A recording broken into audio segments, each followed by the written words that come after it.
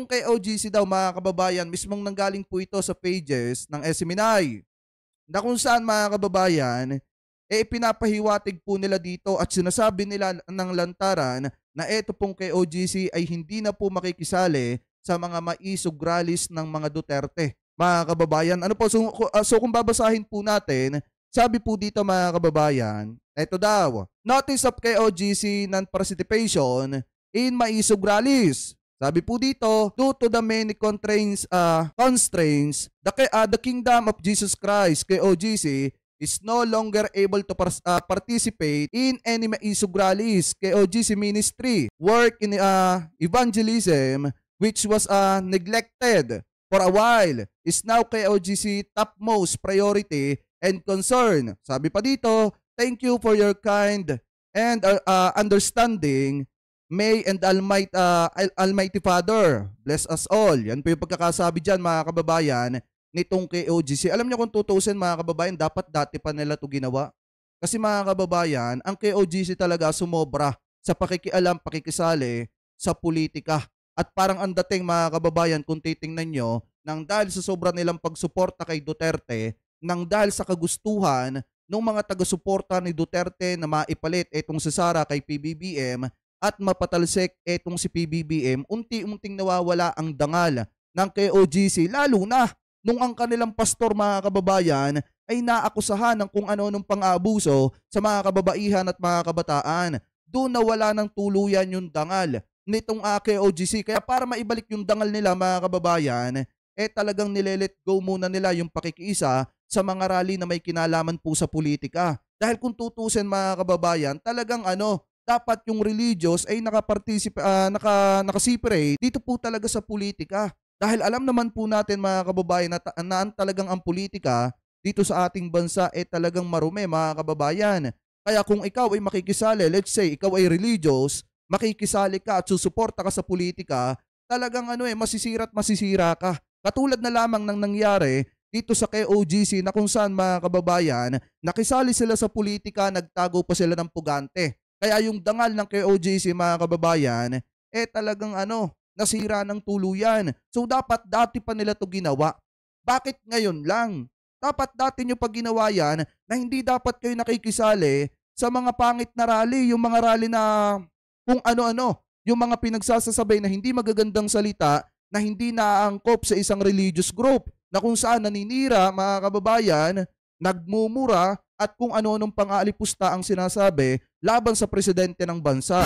So ngayon, kung titingnan po natin, siguro natauhan itong KOGC mga kababayan at mas pinili nila na bitawan na lamang yung mga maisog rally kaysa masira po sila ng tuluyan. Dahil nga naman mga kababayan, pag pinagpatuloy nila ng pinagpatuloy ito, ang ending nito mga kababayan, mawawasak lang itong KOGC ito at masisira lang mga kababayan, lalo yung imahe nitong KOGC. Kaya dapat lang talaga na iwanan na nila yung mga maisog rally na yan na wala naman talagang pupuntahan. Kasi tingnan nyo mga kababayan rally sila ng rally, wala naman nangyayari. Rally sila ng rally, ang nakikinabang lang mga kababayan, yung mga vlogger nitong si Digong na talagang ibinablog lang yung mga rally para kumita ng pera. Pero yung mga taong sumasama sa rally, pagod, hirap at minsan nababasa pa ng ulan. At karamihan nagugutom mga kababayan, kaya nananawagan ng bigyan kahit dugaw at bigyan ng tubig. So yun ba mga kababayan yung matino na mga rally na isinasagawa nila. Kaya dapat talaga dati pa naisip na ng KOGC na bitawan yung mga maisog na yan kasi walang pupuntahang maganda yan. Hindi mananalo yan mga kababayan, yung mga rally ng mga yan, walang pupuntahan yan kasi sila-sila lang ang nag-aaway sa huli. Kita nyo naman yung mga sumama dyan sa mga rally na yan, sa mga maisog na yan. Sila-sila lang ang nagtatalo sa huli. Yung mga vlogger na namumuno dyan sa mga rally na yan, mga kababayan, sila-sila ang nakikinabang at pag wala ng pakinabang, sila-sila ang nag-aaway sa huli. Kaya wala po talagang kwenta yung ipinaglalaban ng mga maisog rally na yan. Tama yung ginawang desisyon ng KOGC ngayon na magising kayo at wag na kayong sumuporta dyan sa maduming rally na yan. Ano po ngayon mga kababayan, maliwanag naman dito na iniwan na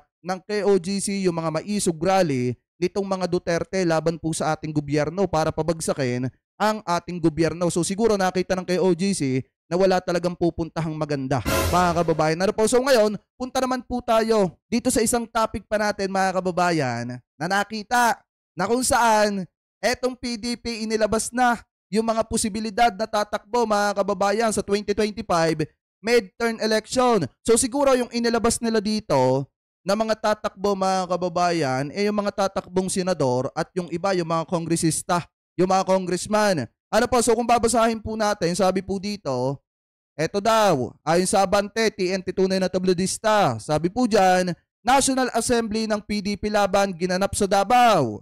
So basahin po natin yung nilalaman. Sabi dito, ito daw, Davao City pinangunahan ni dating Pangulong Rodrigo Duterte ang National Assembly ng PDP laban. Kagabi na ginanap sa De Leonor Inland Resort, Davao City. Nasa 1,200 ang dumalo mula sa iba't ibang rehiyon. Kasama sila Senator Bongo, Ronald De La Rosa at Senator Robin Padilla. Sabi pa dito, mga kababayan, eto pa daw, nagbigay ng kanyang pambungad na pananalita si Davao City Mayor Sebastian Duterte, ang Executive Vice President ng PDP laban sa panahon ng kapulungan. Nanumpare ng mga bagong opisyal ng partido sa harap ni dating Pangulong Digong, President Robin Padilla, Executive Vice President Mayor Basti Duterte at Vice President for Luzon, Philip Salvador, Vice President for NCR, Vivian Velez at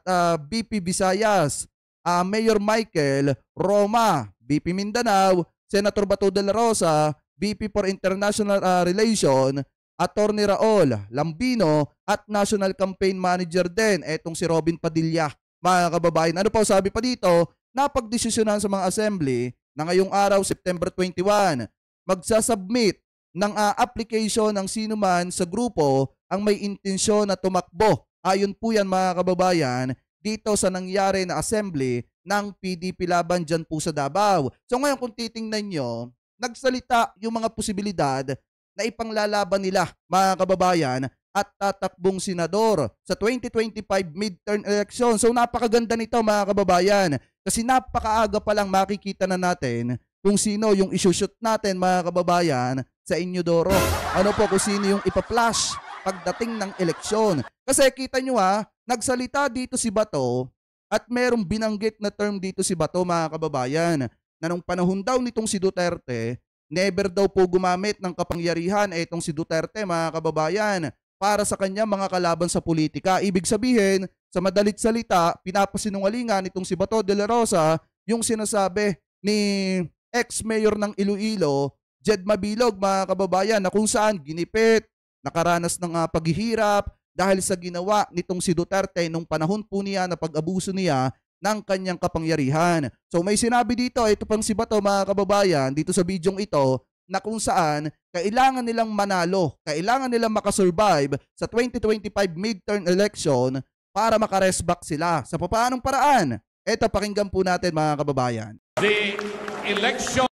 At saka nga pala, mga kababayan, si Philip Salvador tatakbo sa 2025 Tandaan nyo yung mga pro-China dyan at mga pro-Duterte. Kasi mga kababayan, pag yung mga yan nanalo, nakalusot, asahan nyo na kung kanino yung serbisyo niyan. Ano po ngayon, ipagpatuloy pa natin.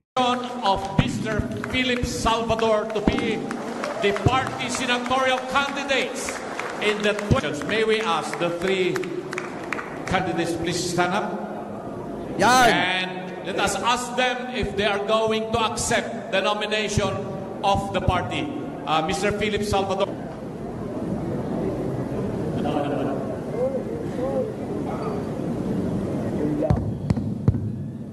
Magandang gabi po sa inyong lahat. Ay, pakinggan nyo mga kababayan kung gaano katindi itong si Bato de la Rosa, kung paano siya magsinungaling about sa pagpe-persecute, mga kababayan, pag-eliminate ni Duterte sa kanya mga kalaban sa politika nung panahon na siya ang presidente. Ito lahat pinapasinungalingan niya kasi may sinabi siya dito na hindi naman gumagamit si Duterte ng kapangyarihan niya bilang presidente para ipakulong, i-persecute, mga kababayan, yung mga kalaban niya sa politika at mga kritiko po niya. Ano po, so ito pakinggan po natin. At pakinggan nyo kung paano mambola etong tatlong itlog na ito. Ano po, ipagpatuloy pa natin. Simple lamang po yung sa akin. Araw-araw marami akong batikos na tinatanggap, Dala mo? pero okay lang po sa akin yan. Alam niyo kung bakit? Kasi alam ko, nandyan lahat ng PDP para sumuko. Kung ako po'y matatakot sa mga pagbabatikos nila, hindi ako PDP. Ako po'y PDP. Mamamatay na PDP. Tinatanggap ko po ang aking nominasyon. Maraming salamat po sa buhay ng bawat PDP. Mabuhay po kayo. Naku po. Thank you. Magandang gabi sa ating lahat.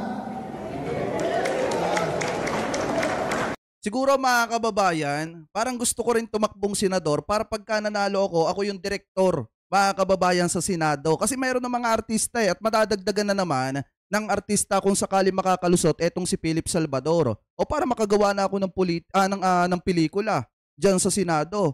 Kasi parang ang dating mga kababayan, ba't yung lahat na nanggagaling dito sa dito sa PDP, mga kababayan, hindi sa binabatikos ko yung partido ha, pero nakakapagtaka lang, lahat ng mga nanggagaling dito sa kampo ni Duterte, sala sa may artista, may paiyak-iyak pa yung iba, tapos mga artista talaga, mga kababayan, yung kanilang pinatatakbo dito sa Senado.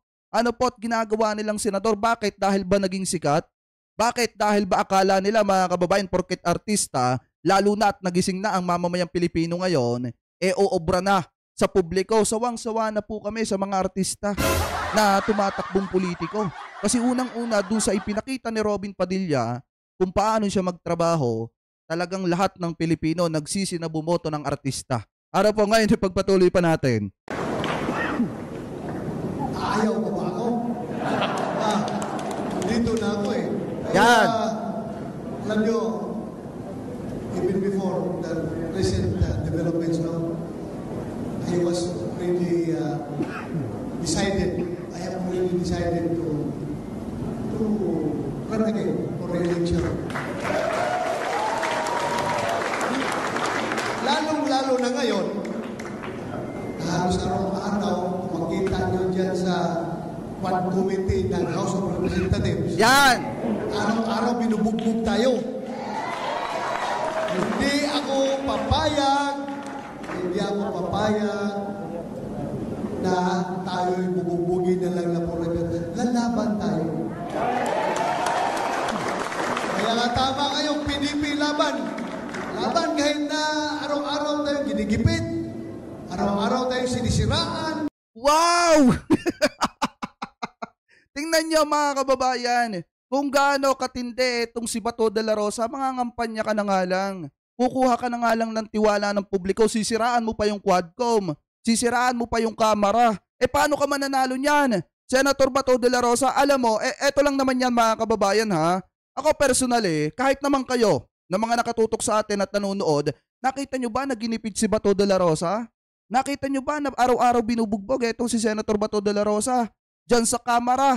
Kaya lang naman siya iniimbitahan dyan sa Quadcom, mga kababayan, kasi may mga ina-allege, may mga ina-accuse sa kanya na dapat niyang sagutin. Kung sinagot niya yan, at nakita ng Kamara, nakita ng Quadcom na wala naman palang kasalanan etong si Bato de la Rosa sa mga ibinabatong aligasyon sa kanya, di tapos na sana. Mga kababayan, na yan ang problema. Anong ginagawa ni Bato? Saglip na sagutin niya, nagtatago siya sa saya ng Senado. Mga kababayan, ginagamit niya yung pagiging senador niya para hindi niya harapin yung mga inaaligasyon laban po sa kanya. Tapos ngayon, babanatan niya dito. Mga kababayan, babanatan niya etong Quadcom, etong ginagawang pagtatrabaho ng Quadcom para malaman at mapalabas yung katotohanan patungkol sa kapalpakan ng pamumuno ni Duterte at netong sina Bato nung panahon ng Duterte administration. So ngayon kung titingnan po natin, pag sa kanila nangyayari, ginigipit sila. Pero pag si Bato de la Rosa ang mag-iimbestiga, kahit walang kakwenta-kwenta at sinisiraan na yung presidente, okay lang. Pinaniniwalaan niya kahit walang basihan yung ebidensya. Lalo na pag dalawang butas lang ng puncher, mga kababayan, yung pinagbabasihan, sinasakyan niya para para masiraan si PBBM. Tapos pagka siya, mga kababayan, yung iniimbitahan sa Quadcom, sinasabi niya na ginigipit sila. Ano po, araw-araw silang halos ginugulpe yung kanilang pagkatao. Mga kababayan, kita nyo kung gaano katindi magpaawa tong mga to. Ano po, tapos iboboto pa ng mga DD-shit. Ano po ngayon, ipagpatuloy pa natin. Araw-araw tayong inuupakan, laban pa rin. Laban pa rin. Hindi tayo atras dito. As I have said, temporaryo lang yan. Bilog ang mundo. Bilog ang mundo. Iikot ang mundo. Iikot ang mundo. Kaya yung mga tao na yan na nangigipit sa atin ngayon, hindi man ugali ng tatak Duterte. Hindi man tatak Duterte yung bigla siyang kumambyo. Kita nyo mga kababayan ha, bigla siyang kumambyo. Sa madalit salita, gusto niya sanang sabihin dyan, mga kababayan, kinambyo lang kasi niya bigla Kasi ang lalabas dyan, kaya siya tatakbo sa 2025, midterm election para gantihan yung mga nag-iimbestiga sa Quadcom patungkol sa extrajudicial killings. Mga kababayan, patungkol dun sa kinakaharap nila na ICC issue. So ngayon kung titingnan po nating mabuti, gusto niya sigurong sabihin dyan, bilog naman ang mundo. Pag na kami nanalo sa posisyon, napalagay ulit kami sa posisyon, yari naman kayo sa amin. Kaso nga lang, bigla niyang kinambyo mga kababayan na hindi naman daw gawain ng tatak Duterte ang gumante. Ano po ngayon, ipagpatuloy pa natin. Re-respect. Wala yan. Never yan. Since day one ang aking pagkakilala ng Duterte brand of leadership, hindi ko talaga naramdaman na ginagamit yung kanyang official capacity para rispakan yung kanyang mga political enemies. Never! Sinungaling ka! Sinungaling ka, Senator Bato de la Rosa. Alam mo, hindi ka mananalo sa pagsisinungaling at panglulokot panguto sa mga kababayan nating Pilipino. Ano yung sinasabi mo na hindi ginagamit yung power mo? Mismo ang napakaliwanag nga nung panahon ni former Senator Laila de Lima, yung mga ebidensyang ibinabato ninyo kay de Lima ay galing sa Malacanang. Ibig sabihin, galing kay Digong mga kababayan. At yung kay yung pagbawi ng amnestiya mga kababayan ni Trillanes nung panahon ng pamumuno nitong si Digong. Di ba sa kanya din ang galing yon? Kasi sila yung naglalakad noon mga kababayan. Malas nga lang ni Digong kasi ibinasura ng Supreme Court mga kababayan. Yung nangyari dito kay Mabilog na kung saan mismong lantaran niyang sinabi at inireveal mga kababayan dito sa Quadcom na talagang pinag-initan siya nung panahon ng pamumuno nitong si Duterte at kasama pa nga yung si Bato mga kababayan. Diba mismong sinabi nga yun ni Mabilog. Tapos kung sakaling babalik ng Pilipinas itong si Mabilog, kukumbinsihin siya na isama dun sa ibinibintang dito kay Mabilog etong si Rojas at etong si Drilon. So ibig sabihin talagang gamit na gamit ni Duterte yung kanyang kapangyarihan bilang presidente para i-down, pabagsakin, i-eliminate yung kanyang mga kalaban sa politika. Ano po ngayon, ipagpatuloy pa natin. Ano natin sila rispakan? Just in case tayo mag-survive 2025, patawid namin ni Senator Bongo, Philip Salvador at kung sino pagsasama sa ating partido, pag matawid natin ang 2025, ipakita natin na tayo'y tumakbo, naging politiko, para magserbisyo at gumawa ng maayos, hindi para manira ng kapwa. Yun lang ating dahangan. Kaya sana. Ayaw mga kababayan, dadating pa ba tayo sa punto na hayaan natin silang mag-survive sa 2025 midterm election?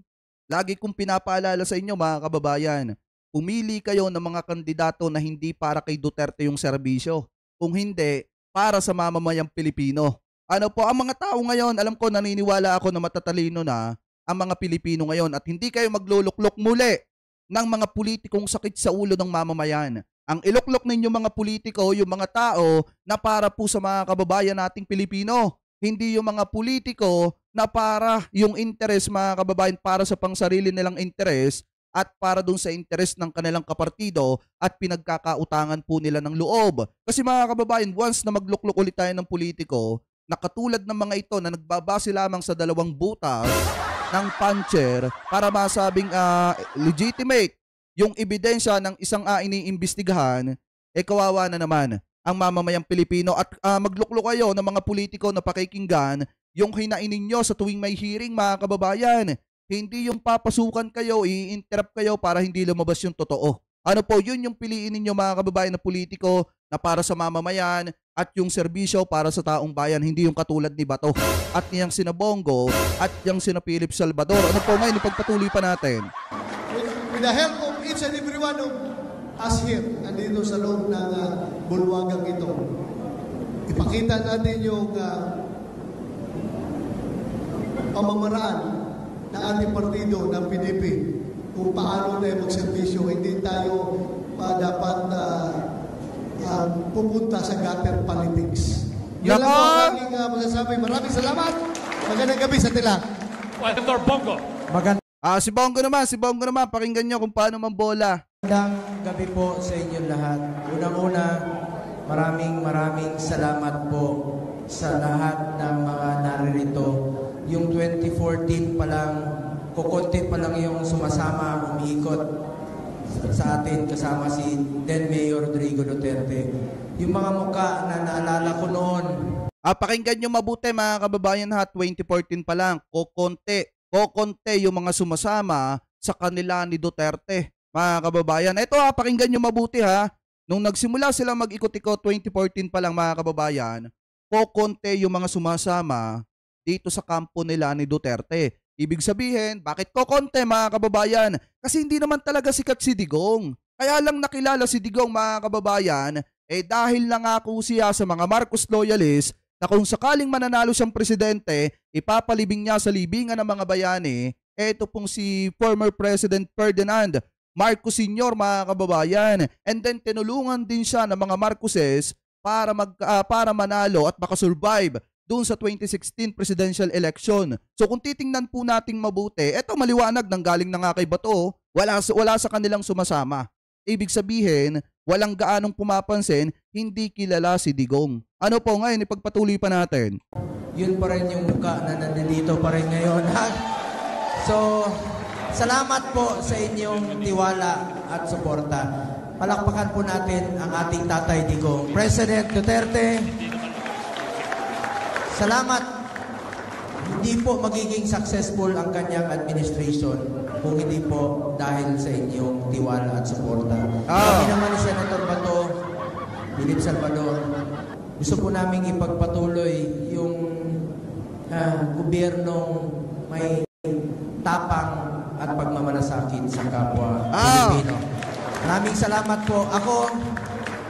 Patuloy po ako magsiservisyo sa inyo sa abot ng aking makakaya. Hindi naman po ako politiko na mangangako, pero yung mga magagandang programa po ni dating Pangulong Duterte, alam naman natin nakapagdulot po ito ng pagbabago sa buhay ng Pilipino. Yes! Talagang tunay naman yan, mga kababayan. Hindi ako magkakaila dyan. Yung mga proyekto nitong si Duterte, nakatulong talaga ng malaki, mga kababayan, dito kay Kibuloy. Kasi nabago ang buhay ni Kibuloy Nagkaroon siya ng kingdom. Bakit nagkaroon ng kingdom, mga kababayan? Kasi mostly sa mga proyekto ng gobyerno, bumabagsak sa construction company, holding company nitong si Kibuloy. Kaya naniniwala talaga ako, mga kababayan, na nung panahon ni Duterte, nabago ang buhay ng karamihan sa mga kaalyado nitong si Duterte. Kasi siyempre, yung katulad nga ni Kibuloy, kaya ganun-ganun na lang magbigay ng mga regalo kay Digong kasi nabago ni Duterte yung buhay ni Kibuloy. At nagkaroon si Kibuloy sa isang iglap ng kingdom, mga kababayan, nung naging presidente, etong si Digong. Kaya kung titingnan natin, nabago talaga ang buhay ni Kibuloy nung panahon ni Duterte. Anyway, pagpatuloy pa natin. Alam niyo yung mga naninira dyan ngayon, sila mismo yung unang panahon na sumisipsip. Diba? Tapos, Mayor, ang ganda ng ginagawa mo. Tama po yung sinabi ni Senator Bato. Bilog naman po ang mundo. At nasa atin po ang katotohanan. Nasa atin po yung tapat na panunungkulan. Yung tatak Duterte'ng panunungkulan po. Yun lang po ipagpatuloy po natin. Alam nyo, mga kababayan, eto si Bongo, iboboto ko sana to kung sinabi niya dito na ayaw niya sa Pogo. Dito mismo. kung sinabi niya kaharap yung PDP, na ako po kahit dati pa ayaw ko po sa Pogo. Mga kababayan, iboboto ko sana siya. Kung sinabi niya na ayaw niya sa Pogo, dyan mismo kaharap si Digong at kaharap itong mga member ng PDP. Or kung wala si Digong dyan, kaharap si Mayor Basti Duterte at kaharap yung mga PDP. Kung sinabi niya na ayaw niya sa Pogo, iboboto ko yan. Kasi senador, kaso nga lang, hindi ko narinig sa kanya eh. Anyway, pagpatuloy pa natin. Ako naman, bukas ang aking opisina para sa inyo lahat. Sanay naman po ako sa trabaho. God willing, ansala.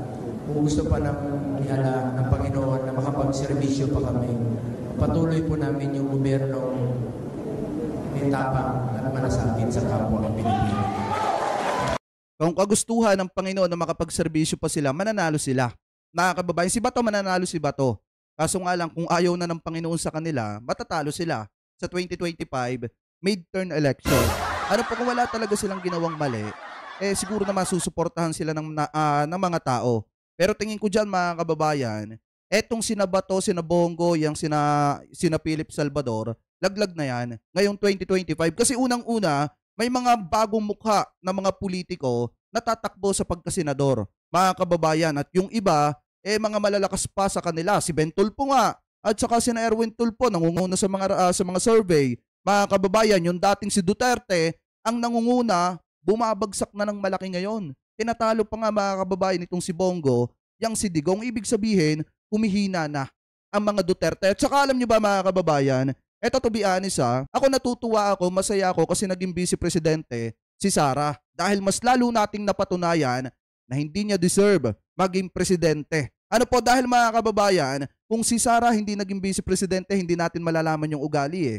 Kung si Sara hindi naging vice presidente, hindi natin malalaman na hindi niya deserve yung posisyon ng pagiging presidente at hindi natin makikita yung kulay nung kanya mga kaalyado ng mga senador. Kaya nagpapasalamat talaga tayo na naging vice presidente si Sara dahil napalabas natin ang kulay ni na Bongo, ni na Duterte, ni na Robin, nitong sina Bato de la Rosa at nung iba pa na mga kongresista at mga senador na sumusuporta dito kay Sara. At least maaga pa lang nakilala na natin bago pa magkaroon ulit ng eleksyon. Kaya mga kababayan, yung mga nagagalit dyan at sinasabi na bakit naman naging vice presidente pa yang si Sara, magpasalamat na lang tayo kasi naging vice presidente siya at nakita natin na hindi siya pwede na maging presidente. Ano po ngayon, ipagpatuloy pa natin.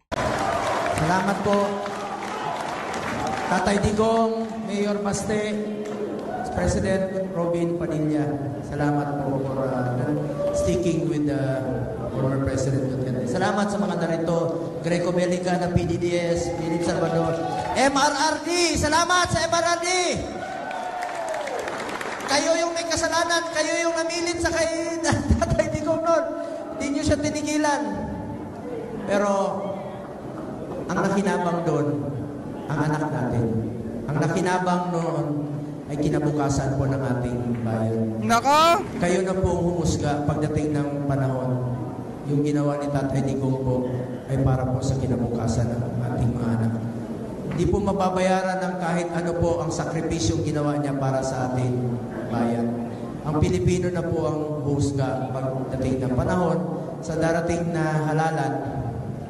Kayo na po ang humusga kung nagtatrabaho ba po si Tatay Digong noon. Kung ano pong pagbabago na ninululot sa buhay ng Pilipino. Muli, maraming salamat po sa inyong tiwala at suporta. Tinatanggap ko po ang nominasyon bilang senador muli ng PDP. At asahan nyo, magsiservisyo po ako sa inyo sa abot ng aking makakaya. Yan po ang pwede kong ialay sa Pilipino. Ang aking tingnan nyo mga kababayan kung gaano kagaling etong si Bongo na magsalita ng matatamis na salita pag malapit na ang eleksyon. Pero mga kababayan, pagdating na nanalo na siya, wala na ulit siyang pakialam. Ano po, dahil kung titingnan natin, kung nagawa niya nga magsinungaling sa Senado at sabihin niya na tinututulan niya ang Pogo at ayaw niya sa Pogo, pero siya naman pala yung numero 1 ayaw pumirma na i-phase out ang Pogo dito sa Pilipinas, ibig sabihin, talagang eto mga pinagsasasabi niya na matatamis na salita ay patibong lang sa mamamayang Pilipino para makakuha ulit siya ng simpatsya at magkaroon ulit siya ng posisyon sa ating gobyerno. Ngayon mga kababayan, nasa sa inyo mga kamay kung magluluklok pa ba kayo ng mga kapartido nitong si Duterte katulad nitong sina Bato, nitong sina Philip Salvador at nitong sina Bongo. Kasi alam naman natin kung kanino talaga yung loyalty ng mga yan at hindi po talaga para sa mamamayan. So yan ha, maliwanag mga kababayan ha. Ano yung sabi ni Bato de la Rosa kanina? Bilog daw ang mundo. Ay hindi biglang kumambyo lang siya. Mga kababayan, pero siguro yung gusto niyang sabihin doon, bilog lang ang mundo at mananalo kami, magiging senador ulit ako, tapos patay naman kayo sa akin sa susunod pag natalo kayo at wala na kayong posisyon sa gobyerno. Siguro mga kababayan, ganun yung gusto niyang sabihin. Pero anyway, nasa sa inyo pa rin mga kamay kung magluluklo kayo mga kababayan ng mga tao na katulad po nito. Na ang interes ay hindi para sa mamamayan at para po dito kay Kibuloy at saka dito kay Duterte.